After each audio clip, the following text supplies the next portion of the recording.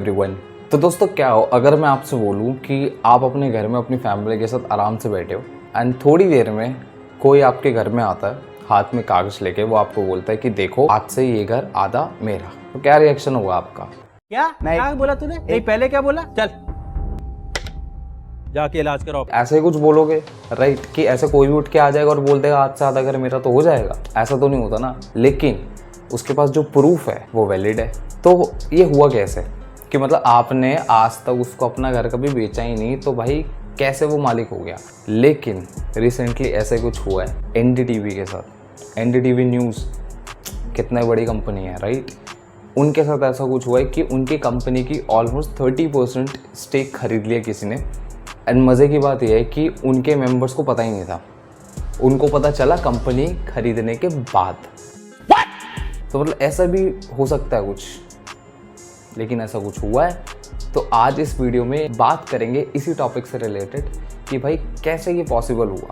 तो वीडियो को आगे बढ़ाएंगे। वीडियो बहुत ज़्यादा इंटरेस्टिंग होने वाली है। एक एक पॉइंट्स में आपको इतना मज़ा आएगा कि कैसे ये जो कनेक्ट हुआ है, मतलब ईयर बाय ईयर कनेक्ट हुआ था, वो अभी आपको समझ में नहीं आ रहा होगा, बट आगे जब वीडियोस देखोगे तो आपको पता चलेगा अच्छा ऐसा हुआ था, उसकी वजह से ये हो, उसकी वजह से ये हो। और देखो तो वीडियो स्टार्ट करते हैं, लेट्स गो। तो देखो वीडियो स्टार्ट करने से पहले आपको एक बहुत ज़रूरी काम करना है, और वो ज़रूरी काम ये है कि अगर अभी तक चैनल को सब्सक्राइब नहीं किया तो चैनल को सब्सक्राइब कर लो। बिकॉज देखो आपको कुछ नया पता चलता है, मुझे कुछ नया पता चलता है, एंड जैसे आप वीडियो को लाइक करोगे यूट्यूब और लोगों को दिखाएगा तो उनको भी कुछ नया पता चलेगा। समझ रहे हो? समझ रहे हो आप? तो ये लूप है और हम लोगों को ना ये लूप बना के रखना है, ठीक है? तो जल्दी से सब्सक्राइब कर दो एंड वीडियो को अभी लाइक कर दो। बड़ा हरामी हो बेटा। 3 वीडियो तो वैसे ऑलरेडी अपलोड हो चुकी है, अगर नहीं देखी है अभी तक तो इस वीडियो के बाद जल्दी से जाकर देख लेना। तो वीडियो चलो अब स्टार्ट करो। Fact number 1। तो देखो अब ये तो पक्का है कि एनडीटीवी के 29.18% की हिस्सेदारी चली गई किसी और के पास। खत्म, bye bye, tata, good bye, गया। और उसको खरीदा किसने? Any guesses? अडानी ने। जी हाँ, अडानी ने एनडीटीवी के 29.18% की कंपनी खरीद ली। अब मजे की बात क्या है कि इसको खरीदने के बावजूद उन्होंने एक और ओपन ऑफर निकाला है 26% का, कि मतलब और 26% कंपनी खरीदने के लिए ऑफर निकाल दी। मतलब एनडीटीवी वालों के लिए तो कुछ ऐसा होगा कि जख्म पे नमक छिड़कने वाली बात नहीं। Fact number 2। तो देखो इस कहानी की शुरुआत होती है वीसीपीएल कंपनी के साथ, जो कि स्टार्ट हुई थी 2007 में। इसका पूरा नाम है विश्व प्रधान कमर्शियल प्राइवेट लिमिटेड। तो हुआ कुछ ऐसा था कि जो एनडीटीवी के फाउंडर्स है प्रणव रॉय एंड राधिका रॉय, उनकी एक कंपनी थी आरआरपीआर, और उस कंपनी के लिए इन्होंने लोन लिया था 403 करोड़ का। किससे? वीसीपीएल से। तो 2009 में इन्होंने कुछ लिया था 350 करोड़ का, बाकी रिमेनिंग इन्होंने 53 करोड़ का लिया था कुछ 2010 में। और ध्यान देने वाली बात यह है कि जो आरआरपीआर है इसका सबसे ज़्यादा शेयर था एनडीटीवी में। कितना था? 29.18%। रिलेट हुआ कुछ 29.18%। अब देखो इससे ना एक सवाल ये आता है कि अडानी का रोल कहाँ से आ गया?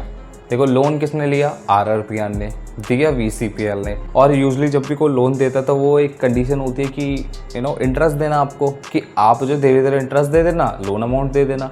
बट चलो मान लिया कि आरआरपीआर ने लोन अमाउंट नहीं दिया वापस, तो वो तो वीसीपीएल और आरआरपीआर के बीच की बात है राइट। तो अडानी का रोल कहाँ से आ गया? तो ये जो ट्विस्ट है ना अडानी वाला, ये इतना इंटरेस्टिंग है ना कि आगे जब आप वीडियो देखोगे ना तो आपके मुंह से सिर्फ एक ही बात निकलेगी कि सही खेल गया। Fact number 3। एक्चुअली आरआरपीआर ने जो लोन लिया था ना उस पर इंटरेस्ट था ही नहीं भाई, वो इंटरेस्ट फ्री था। अरे कहना क्या चाहते हो? लेकिन लोन एक कंडीशन पे लिया गया था कि जो आरआरपीआर है ना उसने कुछ वारंट्स इशू किए थे वीसीपीएल को, एंड वीसीपीएल कभी भी उन वारंट्स को कन्वर्ट करा के आरआरपीआर में 99% की हिस्सेदारी ले सकता है। मतलब ऑलमोस्ट कंपनी खरीद सकता है कन्वर्ट करा के उनको। तो कहने का मतलब ये है कि आरआरपीआर ने बिना कुछ सोचे समझे लोन के चक्कर में खुद को ही गिरवी रख दिया। शाबाश बेटा।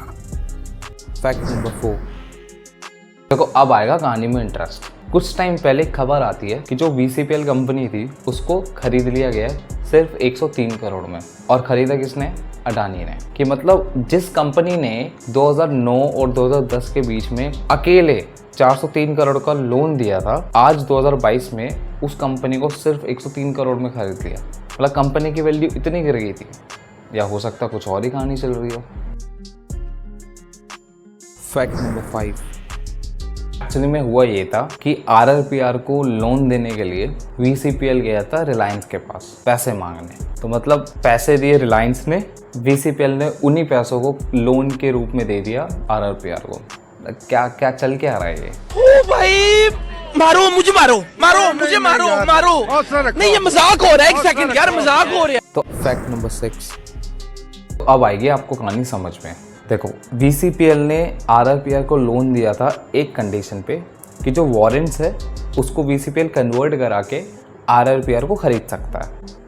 तो क्योंकि अब अडानी ने VCPL को खरीद लिया तो उसने उसका फ़ायदा उठाया एंड उसने उन वारंट्स को कन्वर्ट करा के खरीद लिया RRPR को। और क्योंकि RRPR का 29.18% स्टेक था NDTV में, तो इनडायरेक्टली अब अडानी के पास चला गया NDTV का 29.18%। मतलब देख रहे हो, एक तीर से 3 निशाने। मतलब 103 करोड़ के अंदर उसने 3 कंपनी को खरीद लिया, VCPL को, वारंट्स को इशू कराकर RRPR को, एंड क्योंकि RRPR का स्टेक था NDTV में तो NDTV को।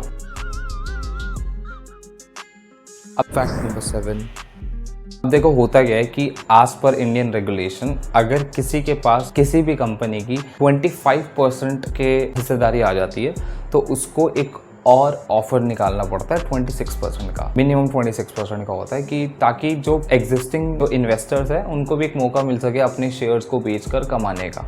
लेकिन अब यहाँ पर एक इंटरेस्टिंग बात यह है कि जो अडानी ने ऑफर निकाला है वो उसने निकाला है कुछ 294 रुपीज़ पर शेयर के अकॉर्डिंग।